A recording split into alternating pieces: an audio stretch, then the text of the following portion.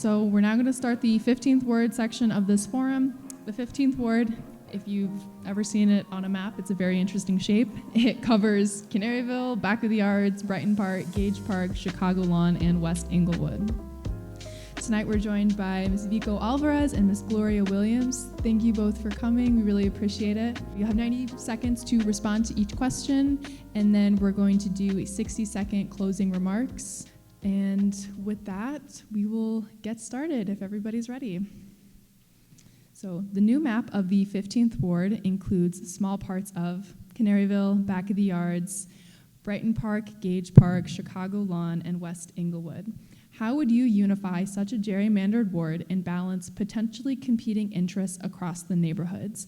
And we're going to begin with Ms. Alvarez. A great starter question. Yes, we are an incredibly gerrymandered ward. That's no mystery. And I actually want to say that we have more in common than we think. So from Canaryville to West Englewood to Chicago Lawn to Back of the Yards to Gage Park, one of the biggest things that have happened to the entire Southwest side is disinvestment. We used to be an area that was thriving with business corridors. We used to have youth rec centers. If you talk to our old heads, they know all about it. And what's happened over the years is that because it has become majority Latino, majority Black, the city has deprioritized us, and it is incredibly unfair. So all of these areas have incredibly small libraries. Some of them do not even have meeting spaces. All of these areas have parks where the sidewalks aren't even accessible to those who are disabled or use wheelchairs or the elderly. So what I want to turn that question around and say that my approach is for us to find some common ground, and that common ground is that we need public reinvestment on the Southwest side across the 15th ward. And it's going to take bold conversations, honest conversations, for us to overcome some of our differences in order to start making gains, finally, in the 15th ward. Great, thank you. And the same question to you, Ms. Williams. Hello, thanks for inviting me tonight. I'm a little bit nervous, but yes, the 15th ward has been gerrymandered pretty bad. I'm a long-time resident of the 15 wards, so I'm pretty much aware of some of the issues that's going on in the 15th ward.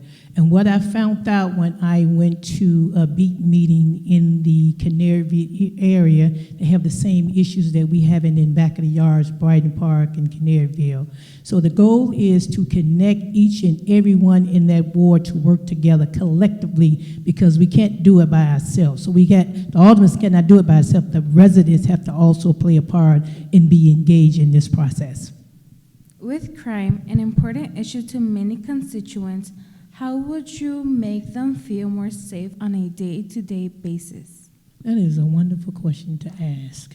Because although that we're facing a lot of crime in our community all over, for once, I'm gonna speak about what I have done in the community as being a beat facilitator in the District 7 district department. So I was the beat facilitator to work with all of the residents in that beat to help them to build block clubs so they can be able to govern their block. And that's a way that we can be able to solve some of the problem. Under the leadership of Commander Johnson, that we gathered together with all those so-called gangs that's in the community, we brought them together at a table, and we all sat and we discussed some of the issues that's going on in the community regarding crime. After doing that conversation with the constituents as well as those individuals in the community, we was able to bring that crime down. So my goal is to continue to work with the residents in the neighborhood, encourage them to be work with CAPS and be facilitated, and just focus on more on their block. Thank you. Same question goes to you, Ms. Alvarez. Thank you. For the past 8 years, we have had an alderperson in the 15th ward whose only proposed solution to crime is incarceration, jails, more police. It's been 8 years. It has not made a dent in anybody feeling safer on the Southwest side or in the 15th ward. We've got to talk about safety through a multi-pronged approach. We have got to talk about removing barriers for jobs, for those who are leaving incarceration, for those who are looking for a second chance and can't find it because of their record. And we have a lot of community members already working on that. That is violence prevention. We have to talk about investments in youth. Currently, we have an alderperson who targets youth, who speaks to all of them as if they are born criminals. He has said these things verbatim to their parents sometimes, and we have got to figure out, we've got to put two and two together. If you invest in our schools, if you invest in our mental health clinics, if you invest in after-school programming, we can no longer talk about reacting to crime. All of those things prevent crime before it becomes a problem, because we've invested in our young people, we've invested in families as a whole. As soon as this year, the 15th Ward will be home to the new Park District headquarters. How would you ensure a smooth integration from this new project to the rest of the ward, especially in terms of ensuring it doesn't drive out any longtime residents in the area? I have already heard, again, that community is pushing to make that space accessible to the surrounding neighbors. Bryant Park Neighborhood Council has already begun conversations about how that facility can hold a recreation center where, again, young people can go in and out, so that it's not just an office headquarters. It's not just where people in suits go in and go out. You're in the neighborhood. You have to integrate the neighborhood into your facilities. So I am more than happy to already be connecting with them in those conversations. And when elected alderwoman, I am more than happy to push the Chicago Parks District to make sure that what they are already discussing actually comes to fruition. For the public, could you repeat that question again? Of course. As soon as this year, the 15th Ward will be home to the new Park District headquarters. How would you ensure a smooth integration from this project to the rest of the ward, especially in terms of ensuring it doesn't drive out any longtime residents? Let me ask that question is regarding how would I address that matter. As an advisory board at the Lindblom Park, I have worked diligently with the Park District as well as with the constituents in the community, identifying some of the issues and problems that they have regarding safety. Having these parks, having this facility in the community can be a wonderful safe haven for our kids to go and have a good time and be safe in it. As a park advisory at Lindblom Park, I was an instrument in when they built that field, the track and field over there in the community where our seniors couldn't even walk in the community. Now they can walk in the park and be safe because they was walking around with sticks so they can be safe. Now that Lindblom Park have this track and field, they can have their home game, play football as well as a track team playing at that park. So definitely I would be instrumental in that park over there on Brighton Park to kind of see exactly what issues that they need and to advocate a little bit more on more programs at their park. Many back of the yards residents have been organizing for years to try and get a better library branch in the area. How would you work with these residents to make sure the neighborhood has a library that suits their needs? As well as in the back of the yard with the library, we have the same issue with in West Inglewood, that we have a small library where it's not actually utilized because it doesn't meet the needs of the constituents in the ward. I will advocate a little bit more for the expansion of that part of the library so it can get more programs regarding extra tutoring for the kids. Even for those who don't have the high school diploma, they can also have programs in there for GED as well. Back of the Yards has a new library, but it is always small. Every time the city gives us something, I'm gonna just be real straight up, every time the city gives us something in the hood, they keep it hood. And I'm sick of it. Like, just because we are in a lower income neighborhood, just because we have neighbors who maybe don't know how to get access to City Hall, don't know how to get access to the executives at the Chicago Public Library, doesn't mean that you keep giving us scraps and telling us to be happy with it. These women are saying they're done. They want a Chinatown level library. That library is beautiful and it's lovely for that neighborhood. We want the same thing on 47th and Ashland. And I am, again, more than happy to join that fight. As somebody that used to be a comic artist who used to work with a lot of young people, I used to do a lot of workshops at public libraries. I know that that's a resource not just for young people, it's a resource for people who need free access to internet. It's a resource for people who need free hygiene products like the ones that Back of the Yards Library offers. It's a community resource for everybody, and we need it to be huge. Areas of the 15th Ward have several streets and corridors that have vacant lots and storefronts. How would you spur community-oriented development across the entire 15th Ward? And Ms. Alvarez will begin with you. So we do have a lot of empty lots, especially in the West Englewood area, but across the southwest side. And the city has begun initiatives for the community to be able to purchase those lots. Unfortunately, they have made it more difficult, and we need to call that out. They have made those lots a bit more pricey. They are no longer just $1. You now have to purchase them at a higher price. You now have to show development plans, which would require you to know an architect, for example. I don't know how many of y'all know architects just like that, but I don't. This is difficult for us here on the southwest side. So I think, first of all, that needs to be called out on the part of the city, and an alderman needs to do it immediately. So more than anything, all of this needs to be accessible to the conditions that our neighbors live in. It needs to be accessible according to their pocketbooks, according to their access to knowledge. And as an alderman's office, we can help facilitate that process too. It's something that I did as chief of staff at the 15th Ward office. The Department of Buildings is hard to navigate, and I'm more than happy to be able to help everyday neighbors figure that out. Like Vicko has said, that West Englewood have the largest vacant lots in the ward. As an individual who was advocating for those dollar lots, what I didn't like about is that when the dollar lots are not available, and those individuals who's taking care of those vacant lots, and when they want to go down to City Hall to purchase this lot, they have to pay the back taxes, which is so totally unfair for those individuals who's actually keeping up the other vacant lot. So I would advocate, so if the person that lives next door to their property, to that vacant lot, should be the first person to get that lot, other than those that's coming into the community buying the lot. So on those vacant lots, I will also understand that when they purchase those lots, they have to wait so many years before they can even build anything on them, on those lots. Where I would kind of advocate, whereas once they buy that lot, they should be able to do something on their lot right then and there. Food insecurity has become an even more pressing issue in recent years, and many Southwest Side residents are not eligible for federal programs because of their immigration status, not meeting income requirements, or other factors. There are also areas of the city that don't have many grocery stores to begin with.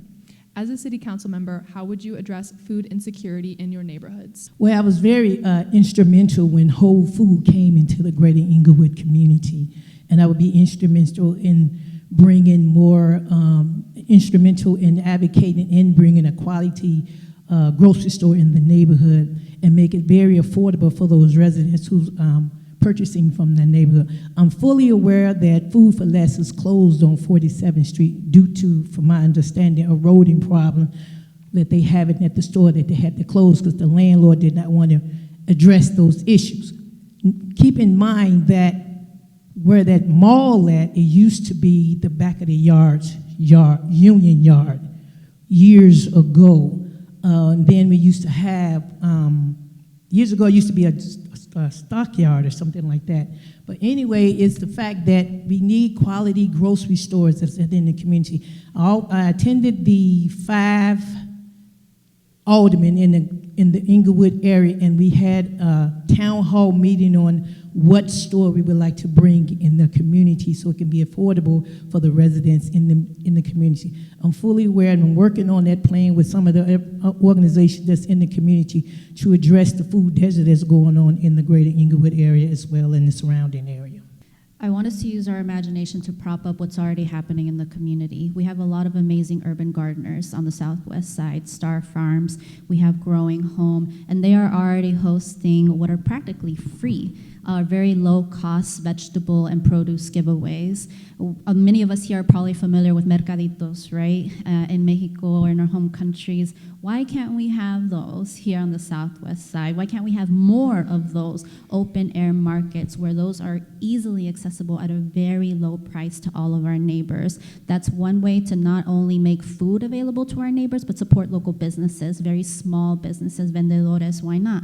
And then at a higher level, the city has been incredibly irresponsible with how they deliver our public tax dollars to big box grocery stores, including Whole Foods. And now it seems to be Save a Lot in West Inglewood. They hand over 10 million. It looks like 13 million now. Whole Foods stuck around for what, 6 years? How long is Save a Lot going to stick around for?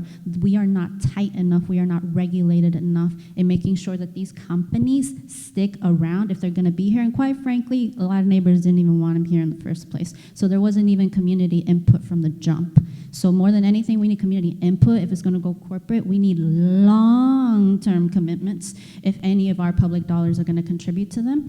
But honestly, I want to see some more open-air markets. I want to be able to support our local people that are already providing fresh produce to their neighbors right here, right now. How would you work with other Southwest Side City Council members to address issues that affect our region as a whole? We will start with you, Ms. Alvarez. I am so excited for the future of the Southwest Side. I'm not going to lie. Es la hora de la mujer. It is the time of the mujeres. The ladies are going to take over City Hall. From the 12th Ward, I am out here for Julia. 14, I'm out here for Helu. 15, I'm out here for us. And I think that what we're all doing is not only uplifting women, not only uplifting our ideas, which typically come from a more communal point of view. We are not in it for ourselves. We're not in it for the power within this position. We are in it for our communities, and that's going to completely change the dynamic of how we collaborate across our neighborhoods. We share Brighton Park, we share Gage Park, and we share other neighborhoods, back of the yards, with other aldermen who are already in their seats, that are already moving and treating our wards as neighborhoods, as communities, and not just ward lines. So I'm happy to already know a lot of these people that are either in power or that I am pretty certain are going to be able to win their seats. The relationships are already being built, and that's what matters more than anything. I'm already working with a lot of the city councils as well as community constituents in the community.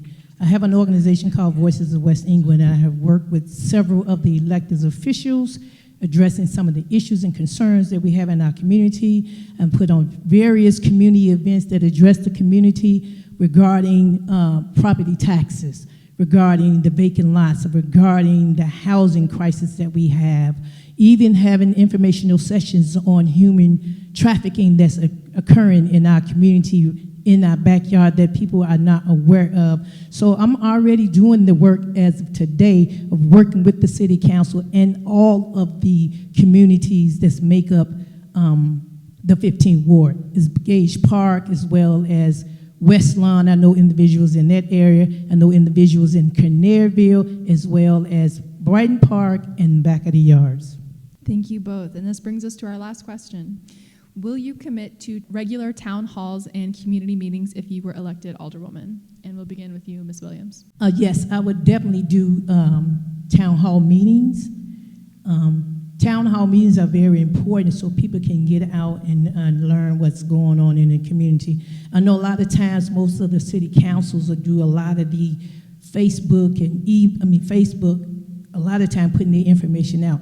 I believe in creating a newsletter for those who's not able to have a Facebook or not able to utilize their phone. Like my mom, she don't know how to utilize those technical phones, so she got a flip phone. So newsletter would be one of my first priorities, to get the information out so the residents can know exactly what's going on within the community. All kinds of meetings and different events is what I would focus on. And same question to you, Ms. Alvarez. Absolutely, and I completely agree. This was something that Julia also mentioned earlier, is that it's one thing to post on Facebook, it's one thing to post on a website. If we're going to host these meetings, they have to be accessible, they have to have interpretation. We have to be the ones going door to door. We have to canvass, like we're canvassing right now. We have to go door to door to make sure that people know what time, what's being discussed, and they have information ahead of time for what's going to be discussed, because sometimes government gets real bureaucratic. It can be tricky to understand. So yes, absolutely. Each candidate will now have 60 seconds to do closing remarks before we wrap it up. And we'll begin with you, Ms. Alvarez. So my name is Victoria Alvarez, or you can call me Vicko. I am a former union organizer. I am a former arts instructor with the Parks District. And I am a former chief of staff to an amazing alderwoman, Rosana Rodriguez, who taught me so much of what I know now. I would not be running if I hadn't have had that experience at her office. My passion has always been, my entire experience has been working with mixed communities. Only in the past, I used to help form unions in a workplace, help people find something in common to be able to empower themselves. I want to be able to now do that on the block. I want to be able to do that now at a ward level. Make sure that all of our communities, where it's not just in spite of our differences, but because of our beautiful differences, we're able to come together as a ward to finally uplift the entire Southwest side. Thank you all so much for your time. I'm a lifelong resident of the 15th Ward. I'm a graduate of alumni of Gage Park High School class of 83. I have 20 years experience as a case manager, a job developer, employment specialist. I have 5 years experience as a resident service coordinator for the largest senior building in the nation. I have 2 years experience as a mentor, mentoring young youth from age 8 to 18 years of age. I also have an organization they call Voices of West Inglewood. So I do a lot of community events in the community. My biggest thing is that I love to engage people in the process of anything that's going on in the community. So that's the reason why I'm asking for your vote, because you want somebody who's empathy, that has empathy, that's concerned, and that has passion, and who will get down to city council and fight for you. Although my ward is gerrymandered, but it doesn't matter. I work with all race, because in the building that I work with the seniors, I have Russians, I have Ukrainian, I have Asians, I have Chinese. So I do know how to communicate with those, because what comes from the heart reaches the heart. Thank you so much. So if you want to work with me, punch for 53. Thank you both again for attending, and thank you to the audience for submitting such great questions. You can applaud if you'd like now. Thank you guys so much for attending. For the folks who stayed throughout the entire forum, thank you so much. It really warmed my heart to see the auditorium filled with such excited faces for local politics. Big thank you again to Curie for hosting, for Ashley Mondragon for helping me out up here, and for each of the candidates that attended. Big thank you.